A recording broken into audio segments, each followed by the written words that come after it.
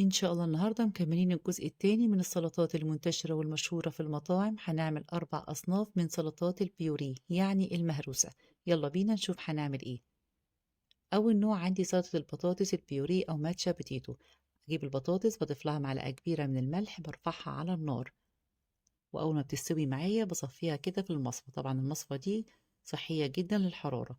باجي أضغط عليها بلاقيها استوت، بسيبها كده دقيقتين تطلع كل بخار المية اللي فيها. عندي كوباية من اللبن هضيف عليها معلقة كبيرة من الزبدة، هرفعهم على النار لغاية لما يسخنوا كويس قوي. ببدأ إن أنا أهرسها كده بالهراسة، ولو عايزة قوام كريمي أكتر بعديها كده على مصفى بالشكل ده. ببدأ أضيف لها نص معلقة من الثوم البودرة، بيديها نكهة حلوة قوي. هبدأ أضيف بالتدريج الزبدة واللبن لغاية ما أحصل على قوام كريمي ناعم، وبكده أول نوع من البيوريه خلص معايا. عندي النوع التاني والتالت، هي سلطة بابا غنوج والمتبل. بجيب كيلو من البتنجان بفتحه بالشكل ده، وأبدأ إن أنا أحشيه بفصوص من الثوم المقشر. وأفضل حاجة إن انت تشويه على عين البوتاجاز. هبدأ إن أنا أشويه وأقشره وأحطه في مصفى لغاية لما يصفي كل المية اللي فيه. شايفين بقى الثوم بقى كريمي جدا. ببدأ إن أنا أقطعه بالشكل دوت بالطول وبالعرض، وأفضل حاجة إن انتي تقطعيه مش تضربيه في الخلاط. ببدأ إن أنا أقسمه على نصين. النص الأول هعمل بيه بابا غنوج. بجيب بصلة صغيرة مفرومة ناعم، حزمة صغيرة من البقدونس، هجيب طماطماية شايلة القلب بتاعها، وعندي فلفل ألوان ممكن يضيفي فلفل أخضر بدل الألوان. هبدأ أتبلها بالكمون والشطة والملح. هضيف عليها عصرة ليمونة كبيرة وزيت الزيتون، وبكده تاني نوع خلص معايا وهو بابا غنوج. هنعمل المتبل.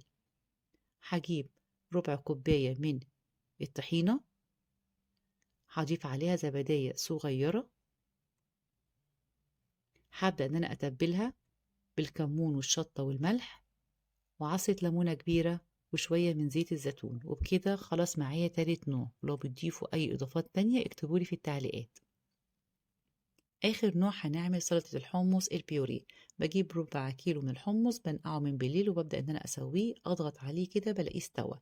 عشان أحصل على قوام كريمي ناعم جدا للحمص لازم إن أنا أقشره. بجيب مية متلجة بحط فيها الحمص وأبدأ إن أنا أفركها بإيديا.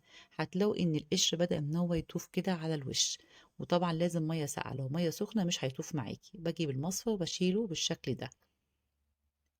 هبدأ إن أنا أخده هغسله كويس، وبعد كده هحطه في الخلاط. هضيف عليه ربع كوباية من المية المتلجة، وعندي مكعبات من التلج مكسرها شوية كده علشان ما تأذليش الخلاط. وطبعا فايدة التلج هنا إن بيخلي اللون الحمص فاتح جدا. بنزل عليه بعصرة ليمونة كبيرة، وابدأ إن أنا أطحنهم بالشكل ده. ظبطي بقى الملح بتاعك. عندي معلقة صغيرة من الثوم، وهضيف عليها شوية من زيت الزيتون، وابدأ إن أنا أضربهم كويس جدا. هنزل بالطحينة كده بحوالي نص كوباية بالتدريج. شايفين بقى القوام كريمي وناعم جدا.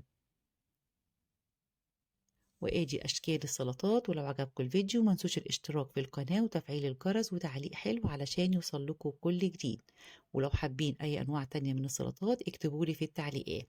جربوهم هيعجبكم، وبالهنا والشفا.